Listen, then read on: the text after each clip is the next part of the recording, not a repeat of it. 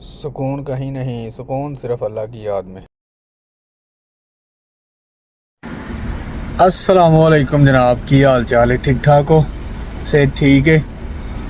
असी जुम्मा पढ़िया तो जुम्मा पढ़ के हुण असी निकले हाँ काम ते निकल चले हाँ। ID करन लगे आन ठीक हो गया इंशाअल्लाह। अज असी कोई अच्छी सारी इन्फॉर्मेशन शेयर करांगे ते साडे नाल जुड़े रहो।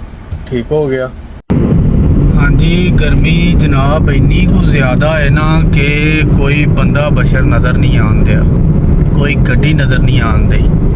इन्नी गर्मी पैंदी है पई है। तो चलो साडा काम है, सानू निकलना पैंदा है। बाकी बहुत ज़्यादा गर्मी वध गई है हुण ते। यकीन जानो कि सवेरे गड्डी स्टार्ट करी दी है ना जदों, तो गड्डी 'च बहना दूर की गल, स्टेयरिंग नूं हत्थ तक नहीं लाया जाता। है वेखदे हो कि सामने क्रेनां खलोतियां ने ਜਿਹੜੀਆਂ, ਇਹ क्रेनां ने जनाब। है कोई समानी भंगूड़े नहीं है, हर पासे तरक्याती काम हो रहे हैं बहुत ज़्यादा। भाई जी इत्थे काम नूं प्यार है, हर बंदे नूं काम दे नाल प्यार है। इत्थे निरियां खाली बह के गप्पां ही नहीं मार छड़दे। चेक करो ना, प्रोजेक्ट शुरू होए ने हर पासे और काम हो रहे हैं।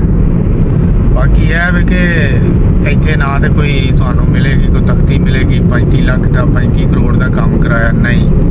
दुनिया काम लगी है, काम करके विखाना है, क्योंकि इन्हां काम के पैसे लैने ने। जनाब सड़कों ते खंभियां ते ट्रांसफार्मर ते शुक्रिया कहने वाली कौम नहीं है। ये अलहमदुलिल्लाह इत्थे काम होंदा है। चेक करो ना, इधर क्रेनां लगियां ने, काम जारी है। यार पाकिस्तान के कसाइयां नूं की हो गया इस वारी? मेरे ख्याल के मुताबिक 2026 दे विच जिन्ना को जानवर इस साल भजे है, किसी साल नहीं भजया होएगा। टिकटॉक ओपन किया, सोशल मीडिया ओपन किया, इन्ना को जानवर कि सड़कों ते की गली मुहल्लियां दे विच की हर साइड ते इक्को ही गल है, उधर जानवर जा रहे हैं, उधर जानवर जा रहे हैं। कोई किसी बंदे कैमरा खोलिया, कोई किसी बंदे का। मैं कहना कि लेकिन सब तो ज़्यादा अगर कोई जानवर भजया ना तो वह कट्टा है। बच्चे बहुत घट वेखण नूं मिले ने, कट्टा बहुत ज़्यादा वेख्या है। तो लेकिन अगे भी वेखी दे ने, लेकिन इस साल एंड हो गया। वजह की है, क्यों इस साल क्यों इंज होया कि कसाई पुराने जिहड़े ने वो हुण छड्ड गए ने इस काम नूं, ते नਵੇਂ कसाईयां दे कोलों सूत नहीं आउंदे पे, फड़े नहीं जाते पे। यह वजह की वजह? अच्छा जी, इत्थे सानू आर्डर लग गया फ्लावर मी दा। यह देखो कितनी खूबसूरत दुकान है और सारे इहदे कोल फ्रैश फ्लावर्स ने और बड़े बड़े प्यारे गुलदस्ते बना के लगे। लेकिन ਇਹਦਾ एक नुकसान है कि यार टाइम बहुत ज़्यादा लैंदा। उन्होंने मेरे को 25 मिनट का टाइम मांग लिया। इन्हें एक बुके तैयार करना है, बुके तैयार करके फिर इन्हें एक बलून जड़ा वो रेडी करना है।